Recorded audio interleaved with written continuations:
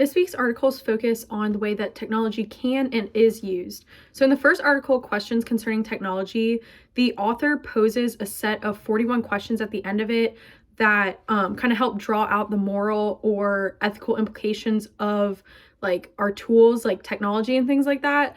And it's important for us to ask these questions just like concerning technology and the use and like potential dangers of technology, because even though not everybody is evil or will use technology in an evil manner, we just have to consider basic human nature and how different technologies can kind of almost like get into your head and make you act in certain ways that you wouldn't normally act. And just even people who are actually evil and use them in those ways. And so it's just important to ask ourselves questions and just reflect on how the technology we're designing and using can be used in a variety of different ways, both good and bad. Then the next article, what are affordances? So an affordance is what a user can do with an object based on that user's capability. So it's essentially the relationship between the user and the object. And it's just kind of like, it was a term that was coined by James Gibson, who was a psychologist in 1977. And then Don Norman applied it to design and kind of altered the definition a little bit in 1988.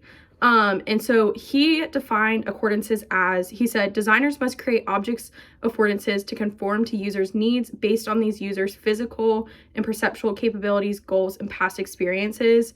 So essentially, like, it just needs to conform to the way that users are going to use it, because otherwise an affordance is like, it doesn't really have value unless an individual like kind of puts value into it by using it in the way that it's supposed to be used. And then he also introduced the term signifiers, which is any mark or sound that communicates appropriate behavior to a user. And these can stand alone from affordances. Affordances can stand on their own, or they can stand together. And signifiers can help signal to somebody how to use that, like how, like an affordance. And then throughout the years, there's also just been a variety of elaborations and just like additions added on to the definition of affordances, and just kind of help better explain it to users and to other designers and things like that. So it's just kind of, the definition is continually being added to. But it's important that when designing the best affordances that you prevent user errors and cognitive friction. So it's just really important to consider the ways that users like could mess up or use it in a different way, and just like creating the correct signifiers and just designing it in a way that the user will understand how to fully use it. In the third article, the theory of affordances, it kind of just expands on that other article, what are affordances. So they're both obviously about affordances. But in the theory of affordances, it says that the properties of an object that allow it to function. So it's a simpler definition of what an affordance is, because it can be kind of confusing for designers and things like that. And then it also goes into Don Norman's the second term that he coined, which was perceived affordances, which he defined as by stating that users perceive actions to be possible based on the design, distinct from actions that are actually possible. So it kind of goes back into the design of affordances, is making sure that you are designing it in the way that you want users to utilize that technology, because they're going to have their own perceived affordances and just like uses of it, that, and it can be influenced by the way that the object is designed. And so in design, we do use visual cues to kind of suggest affordances. So it's really important to design them and create those cues for the user. And then in 1991, William Gaver created a framework for separating affordances from the perceptual information available. So he kind of took Don Norman's term of perceived affordances and made like a little chart that talks about affordances versus like perception and things like that. In the last article, the philosophy of the technology of the gun, so the main quote that it starts with is, guns don't kill people, people kill people. And it goes into the philosophy of that and seeing if that phrase can kind of be like torn down or if it stands true. And one of the things, and so it can be applied to all technology. So this article focuses on guns, but it can be applied to a variety of different things, like the first article, the questions concerning technology.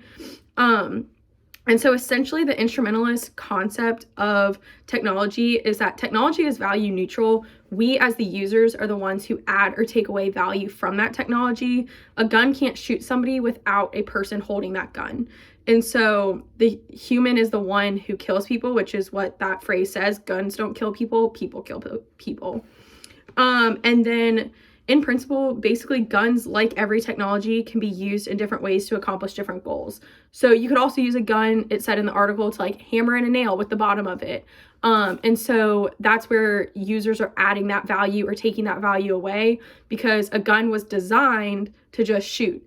But now a user has added additional value to it by realizing that it can hammer things in, or just like you could dig with it, anything like that. And so that can just be applied to all technologies, that there's like just the value neutral, it's just the technology, and then the way that we use it is what adds value to it. And so it's also important to remember, like I said, guns were designed to shoot. So even though like a technology or a gun can be used for a variety of things, they have an intended use. And that then connects back to the first article, the questions concerning technology, of what is the way, like typical human nature and the manner of humans, and how are they going to use this technology in a way. And so even though it has an intended use, there's other ways that people are going to use it, and we need to make sure that those intended uses are for good and not for evil, to just kind of help with like the cues and people being able to understand how it should be used. And kind of talking more like of a personal connection with these, I am definitely, as like a graphic design minor, I'm definitely kind of conscious of the different technologies and my use of them. I think growing up in a digital age, it's really important to just be very self-aware of how much you're using technology and the way that you're using it, and just making sure that you're not allowing yourself to kind of not become corrupt, but like almost be influenced by these technologies.